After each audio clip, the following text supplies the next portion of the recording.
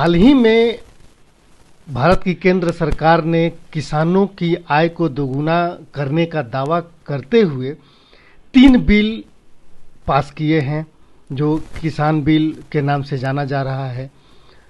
Bill pass होने के बाद पूरे देश में, विशेष करके कुछ राज्यों में ज़बरदस्त विरोध हो रहा है। जब सरकार इस बात का दावा कर रही है कि यह बिल किसानों के हित में है, उनके आय को दोगुना करने का प्रयास करने के लिए है, तो फिर किसानों का विरोध क्यों है? आज हम हैं नेफेड में डायरेक्टर और भारतीय जनता पार्टी के वरिष्ठ नेता अशोक ठाकुर जी के साथ, जिनसे हम ये समझने की कोशिश करेंगे कि आखिर ऐसा क्या है इस बिल में, और जो विरोध कर रहे हैं किसानों की आशंका क्या है जिसकी वजह से ये विरोध हो रही है। सबसे पहले तो बहुत बहुत स्वागत है ठाकुर साहब आपका। क्या है इस बिल में और विरोध क्यों है? देखिए, मुझे लगता है कि अगर हम पूरे देश के हिसाब से देखें तो चंद राज्यों में, विशेषकर हरियाणा और पंजाब में इसका विरोध है। तो ये इस बात का अंदाज़ा लगाया जा सकता है कि किसान जो है वो पूरी तरह से इसके खिलाफ नहीं है। कुछ लोग, पंजाब और हरियाणा के किसान और पश्चिमी उत्तर प्रदेश को भी हम इसमें शामिल कर सकते हैं, उनके बीच में ये एक जो भ्रम फैलाया गया है, उसकी वजह से मुझे लगता है कि किसान आंदोलित हो रहे हैं। अगर इस बिल के बारे में वो पूरी तरह से पढ़ लेंगे उसको और अच्छे से समझ लेंगे तो मुझे लगता है कि वो विरोध भी समाप्त हो जाएगा। क्या आशंका है? जैसे किसानों की आशंका है कि उनको जो एमएसपी मिल रही है वो ख़त्म हो रहा है। उसके बाद किसानों का ये भी कहना है कि मार्केट जो है वो सरकार ख़त्म करने की दिशा में कदम बढ़ा रही है। वो अप्रत्यक्ष रूप से जो सरकारी खरीद है उसको ख़त्म करने की कोशिश है। इसमें कितनी सच्चाई है? देखिए, पहली बात तो जो विरोधी पार्टियां भी हैं या कुछ किसान नेता भी जो मांग कर रहे हैं एमएसपी की इस एक्ट के अंदर लाने की, तो मुझे लगता है कि ये कहीं ना कहीं उनकी समझ को लेकर थोड़ा मुझे दिक्कत आ रही है। एमएसपी ऑलरेडी कानून है, ये आज का नहीं है। पिछले 55 साल से देश के अंदर एमएसपी एक कानून के तहत जो है वो लागू की गई थी और उसके लिए कमीशन भी बनाया गया था। वो कमीशन भी संवैधानिक है। तो इसलिए जो उस कानून को जब हमने समाप्ति नहीं किया सरकार ने, तो उसको डालने का मतलब ही नहीं, ऑलरेडी वो एग्जिस्ट करता है। तो ये जो कानून है उससे एक एडिशन जो की गई है एमएसपी में, तो मुझे लगता है कि ये एमएसपी को लेकर जो एक भ्रम फैलाया जा रहा है वो गलत है। एमएसपी पहले भी कानून के तहत दी जाती थी, उसी कानून के तहत जो है कमीशन की स्थापना की गई थी, उसी के तहत उसकी कीमतें तय होती थी फसल की, और हमने स्वामीनाथन की जो सिफारिश है उसको स्वीकार करते हुए जो लागत का 1.5 गुना जो मूल्य है उसको निर्धारित किया, और चंद फसलें, पहले 2-3 फसलें उसमें आती थी, तो उसको 22 फसलों तक हम ले गए। तो पहली बात तो ये बिल्कुल गलत है कि एमएसपी को समाप्त करने की बात हो रही है। एमएसपी यथावत लागू रहेगी और जिस कानून के तहत है वो कानून भी अभी एग्जिस्ट करता है। दूसरा, यहाँ मंडियों को लेकर जो है एक भ्रम फैलाया जा रहा है कि इस बिल के बाद एपीएमसी खत्म हो जाएंगे। मुझे लगता है इसके बारे में भी लोगों को थोड़ा समझना पड़ेगा। आज देश के अंदर जो है पूरे, हम अगर पूरा 70-72 साल के जो शासन की बात करें तो हम 7,700 मंडी बना पाए, और ऐसा नहीं है कि सरकारें नहीं चाहती थी, फिर भी 7,700 बनी, क्योंकि उनको खड़ा करने के लिए जितना पैसा चाहिए, जितना बजट चाहिए, मुझे लगता है कि वो सरकार जो है उन्होंने कोशिश करने के बाद भी नहीं दे पाई। तो इस क्षेत्र के अंदर जो पैसा लगना चाहिए था वो नहीं लगा। एक अनुमान के अनुसार देश में 42,000 एपीएमसी की जरूरत है, 7,700 एग्जिस्ट करते हैं, 34 से 35,000 मंडियाँ जो हैं वो कम हैं। तो जब देश के अंदर 35,000 मंडियाँ कम हैं तो 7,700 मंडियों को हम समाप्त करेंगे या नई मंडियाँ बनाएंगे? फर्स्ट फेज में 100 आधुनिक मंडियाँ बनाने का जो है वो काम शुरू किया, और पहला उद्घाटन हमने महाराष्ट्र में कर भी दिया। उसको महाराष्ट्र के मुख्यमंत्री के साथ हम उसका उद्घाटन कर चुके हैं, पहली मंडी हमने स्थापित कर भी दी है। तो इसका मतलब ये है कि जो आने वाले दिनों में, जिस तरह नेफेड ने प्रारंभ किया है 100 मंडी, हम ये देश के अंदर जो 42,000 मंडियों तक जाने का जो कंसेप्ट है, ये मंडियाँ बनाने के लिए इस क्षेत्र के अंदर सरकार के साथ साथ निजी क्षेत्र का पैसा भी आना चाहिए। और सरकार ने इसमें 1 लाख करोड़ का जो इंफ्रास्ट्रक्चर डेवलपमेंट का जो फंड है उसके माध्यम से एक पैसा दिया है, और मुझे लगता है उस 1 लाख करोड़ के साथ निजी क्षेत्र का पैसा जब मिलकर आएगा तो ये जो लक्ष्य है 42,000 मंडियों का, इस दिशा में हम बढ़ेंगे। इससे जो किसान की जो मार्केट एक्सेस है वो बढ़ेगी। अर्थात आज मंडी किसान से दूर है और बहुत दूर तक किसान, आपने सुना होगा कि किसान को बहुत दूर जाना पड़ता है, 80-80 किलोमीटर 100-100 किलोमीटर जाना पड़ता है। राजस्थान गुजरात में ऐसे बहुत सारे क्षेत्र हैं। तो ये जो 42,000 मंडियों की जो ज़रूरत है, जब ये पूरी हो जाएगी अर्थात विस्तार होगा मंडियों का, तो उसके बाद एक कंपटीशन भी आएगा। अब ये जो अभी जो एग्जिस्टिंग मॉडल है वो, उसको जब आधुनिक मंडी आएगी तो ये मंडियां भी अपग्रेड होंगी। राज्य सरकारों को करना पड़ेगा इसको, उन एट पार लाना पड़ेगा।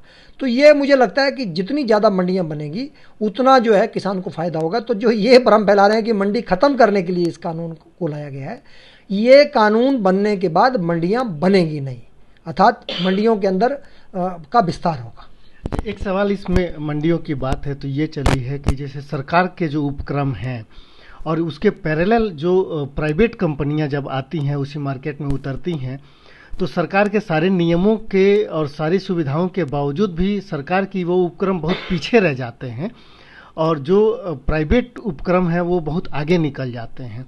तो क्या जब प्राइवेट कंपनियों का पदार्पण होगा, जब उनके वेयर हाउस बनेंगे, उनके गोदाम बनेंगे और वो डायरेक्ट मार्केट से खरीद शुरू करेंगी, जब प्रतिस्पर्धा शुरू होगी, तो क्या ये सरकारी जो खरीद केंद्र हैं या सरकारी जो एजेंसियां हैं वो उनके सामने खड़ी रह पाएंगी?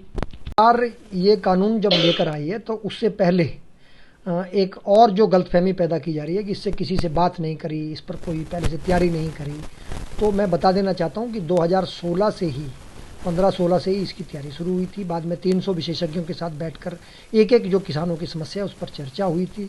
एक एक समस्या को हल करने के लिए क्या उपाय हो सकते हैं उन पर विचार हुआ था। उन सभी को इनकॉर्पोरेट किया गया है इस एक्ट की, इन तीनों एक्ट्स के अंदर। तो उन सब समस्याओं को ध्यान में रखकर ये एक्ट बनाया गया है। तो मेरा अपना मानना ये है कि ये कहना कि इसकी तैयारी नहीं करी, इसके अलावा सरकार ने एक और तैयारी करी। सरकार ने 10,000 एफपीओ बनाने का एक कंसेप्ट रखा। 1,000 एफपीओ, अगर एक एफपीओ का किसान मेंबर बनता है तो ये लगभग 10 करोड़ किसानों तक जाएगा। तो आज हम उस किसान को ऑर्गेनाइज करके एफपीओ के अंदर फार्मर प्रोड्यूसर जो ऑर्गेनाइजेशन है उनके अंदर लेकर आएंगे।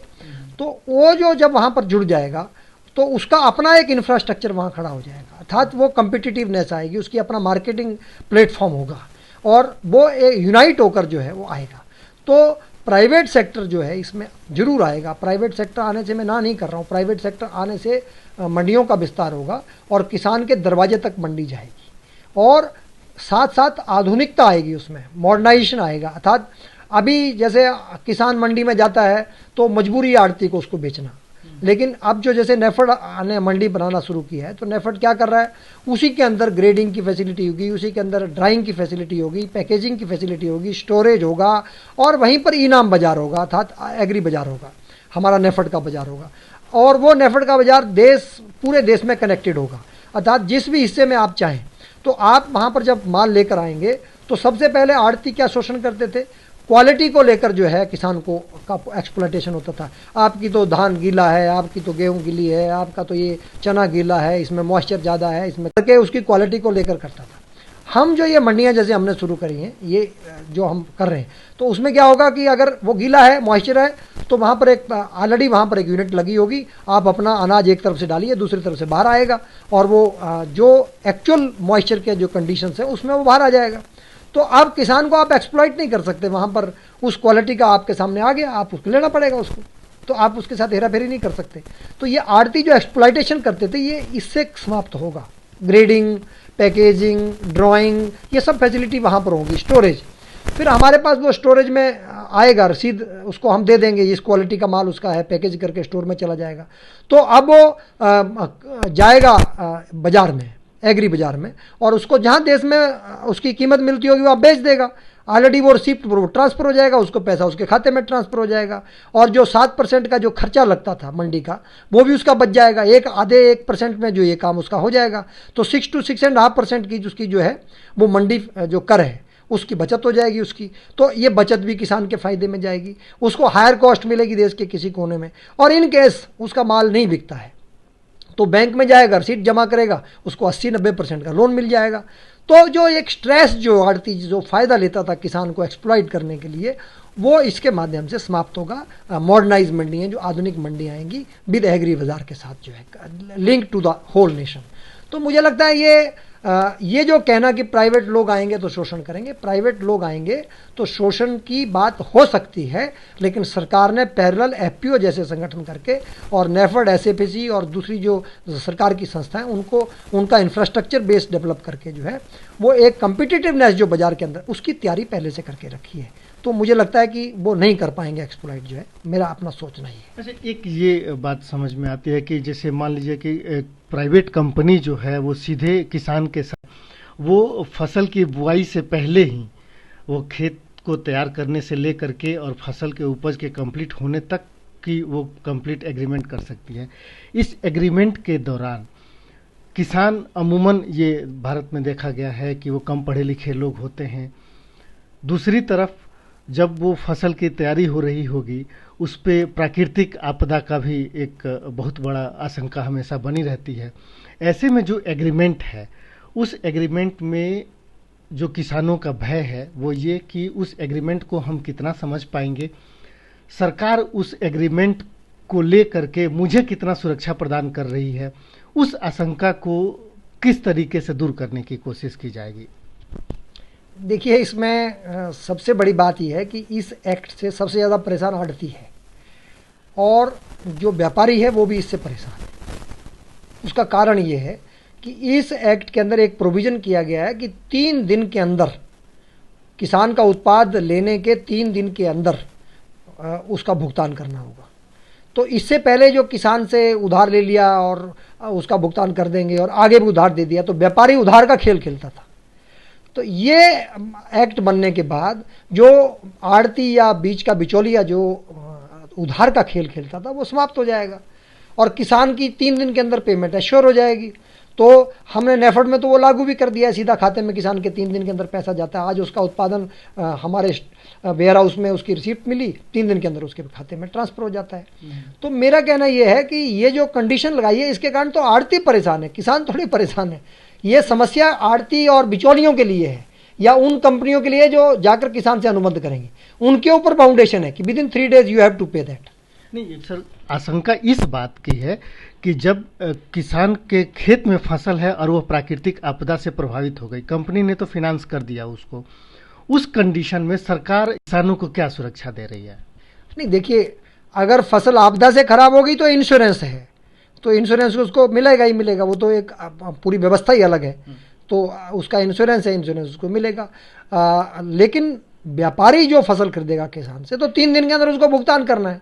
सर, अभी भी इंश्योरेंस के मामले में अगर बात करें तो लगभग 5 से 7% इंश्योरेंस क्लेम ही किसानों के कंप्लीट हो पाए हैं, और लगभग 90 से ज़्यादा परसेंटेज ऐसे मामले हैं जो किसानों के इंश्योरेंस के पैसे किसी न किसी कागजी और वो लाल फीताशाही में घूम करके रह जाते हैं। ऐसे में जब वो कंपनी से लोन ले चुका होगा और फिर वो अपने इंश्योरेंस पर आधारित होगा, तो कहीं ना कहीं कंपनी फिर जो उसके ज़मीन को लेकर के जो आशंका लोगों के बीच में है कि हम खेतिहर मजदूर हो जाएंगे अपने ही खेत के लिए, या फिर एक दास्ता की शुरुआत हो जाएगी वहाँ से, तो इस आशंका को कैसे देखते हैं?